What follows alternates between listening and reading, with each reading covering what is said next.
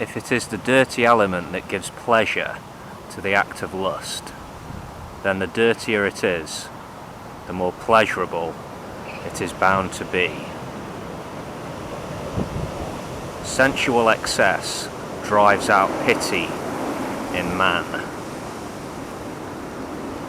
No lover, if he be of good faith and sincere, will deny he would prefer to see his mistress dead than unfaithful.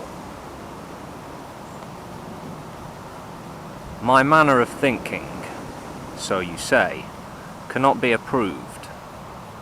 Do you suppose I care? A poor fool indeed is he who adopts a manner of thinking for others. Sex is as important as eating or drinking, and we ought to allow the one appetite to be satisfied with as little restraint or false modesty as the other. Your body is the church where nature asks to be reverenced. Lust's passion will be served. It demands, it militates, it tyrannizes. The more defects a man may have, the older he is, the less lovable, the more resounding his success. Truth titillates the imagination far less than fiction.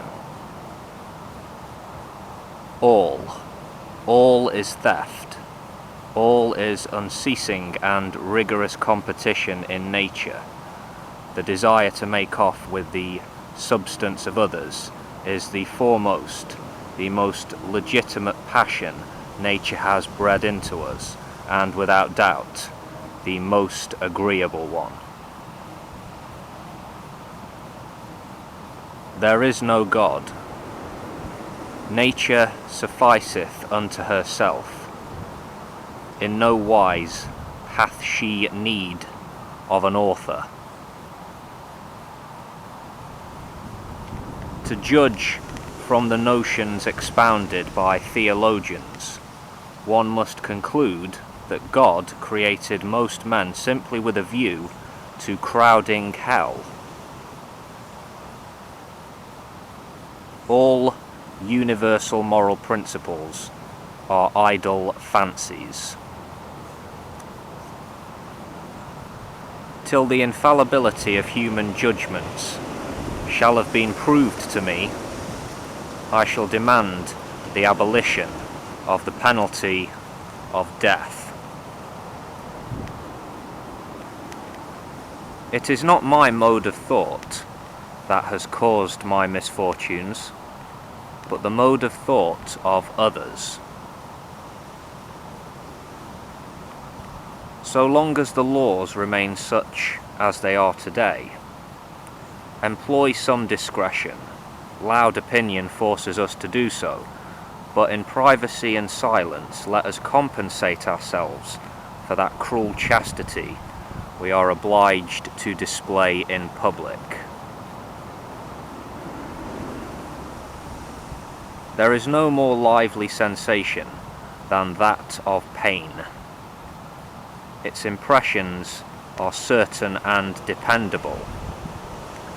They never deceive, as may those of the pleasure women perpetually feign and almost never experience.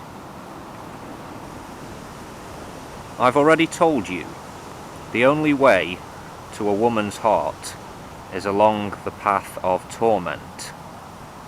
I know none other as sure. Never lose sight of the fact that all human felicity lies in man's imagination, and that he cannot think to attain it unless he heeds all his caprices. The most fortunate of persons is he who has the most means to satisfy his vagaries. Happiness lies neither in vice nor in virtue, but in the manner we appreciate the one and the other, and the choice we make pursuant to our individual organisation. One is never so dangerous when one has no shame than when one has grown too old to blush. Any punishment that does not correct, that can merely rouse rebellion in whoever has to endure it, is a piece of gratuitous infamy, which makes those who impose it more guilty in the eyes of humanity, good sense and reason, nay, 100 times more guilty than the victim on whom the punishment is inflicted. Imagination. How delightful are the pleasures of the imagination. In those delectable moments, the whole world is ours. Not a single creature resists us. We devastate the world. We repopulate it with new objects, which, in turn, we immolate. The means of every crime is ours, and we employ them all.